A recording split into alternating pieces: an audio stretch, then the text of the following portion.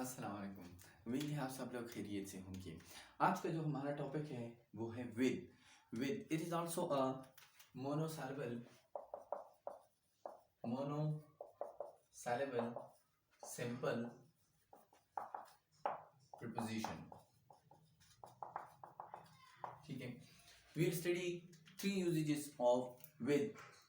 So first of all, with shows which shows tool, instrument, equipment which is used for performing of an action, for performing an action। ठीक है, with जब हम with use करते हैं इसका मतलब जब हम विद को टूल, इंस्ट्रूमेंट और इक्विपमेंट के साथ यूज करते हैं इसका मतलब ये जो एक्शन है इसको हम इन टूल्स और इंस्ट्रूमेंट के साथ परफॉर्म कर रहे हैं। जैसे मैं अभी आपको एग्जांपल से समझाता हूँ। I clean the white board with an eraser. इसका मतलब जो मैंने व्हाइट बोर्ड साफ किया है वो एक इरेजर से साफ किया है। So eraser it is an instrument, right. Another example, most people eat rice with spoons, with hands। अब यहाँ ये hands या ये spoons है, ये एक इंस्ट्रूमेंट है किस लिए? चावल खाने के लिए। ठीक है, he broke the log with a hammer। अब इसने जो ताला तोड़ा है ये किस से तोड़ा है? हैमर से। और ये hammer it is an instrument और टूल हेयर। ठीक है, एक दो एग्जांपल्स मैं यहां लिख देता हूं। he broke the log with a hammer। ठीक है, एक और एग्जांपल, जैसे कि he can see clearly with glasses, right. वो ऐनक के साथ सही तरीके से देख सकता है। अब ये यहाँ ये देखिए, ये हैमर और ये ग्लासेस ये क्या है? ये इंस्ट्रूमेंट्स हैं। ठीक है, और ये जो विद है ये इंस्ट्रूमेंट का अपना एक प्रीपोजिशन है। ठीक है, मतलब जहां भी हम इंस्ट्रूमेंट वगैरह का जिक्र करेंगे वहां हम विद यूज करेंगे। सेकंड यूजेज जो है वो है इट शोज दैट समवन और समथिंग इज नॉट अलोन। कि कोई बंदा या कोई चीज ये अकेले नहीं है, इसके साथ कुछ और भी है। जैसे कि फॉर एग्जांपल, सो यहां विद का मतलब है के साथ। ठीक है, फॉर एग्जांपल्स से हम ये समझने की कोशिश करते हैं। जैसे कि she served us T with biscuits. अब ये जो टी है ये यहां अलोन नहीं है, ये उसने सिर्फ टी नहीं सर्व की बल्कि टी के साथ बिस्कुट भी सर्व की है। ठीक है, एक और एग्जांपल, शी और Ali is coming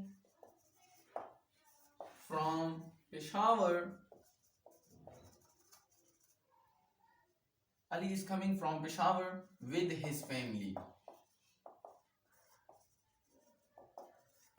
Ali is coming to Peshawar और from Peshawar, Ali पेशावर आ रहा है, पेशावर से आ रहा है with his family। इसका मतलब अली अकेले नहीं आ रहा, अली के साथ उसकी फैमिली भी है। सो ये क्या शो करता है कि अली अकेले नहीं है।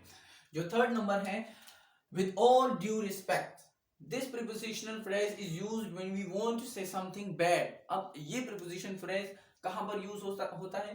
जब हम कुछ ऐसी चीज कहना चाहते हो या हम कोई ऐसा जुमला कहना चाहते हो जो उस बंदे के लिए शायद बुरा हो। ठीक है, जो उस बंदे के लिए शायद बुरा हो या शायद वो हम उस बंदे की बात के साथ एग्री ना करते हो। हम अक्सर अपनी डेली लाइफ में ये प्रीपोजिशनल फ्रेज यूज करते हैं कि with all due respects I disagree, with all due respects I don't agree, I reject you. ये प्रीपोजिशनल फ्रेज हम कहां यूज करते हैं? जब हम कुछ बैड और कुछ ऐसा कहना चाहते हो जो उस बंदे की बात से मुताबिकत ना रखती हो, तो हम ये प्रीपोजिशनल फ्रेज यूज करते हैं। जैसे कि with all due respect I reject your proposal।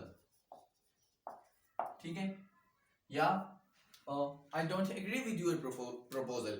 ठीक है, इसके साथ एक और सेंटेंस अगर हम लिखें तो with all due respect I don't like the color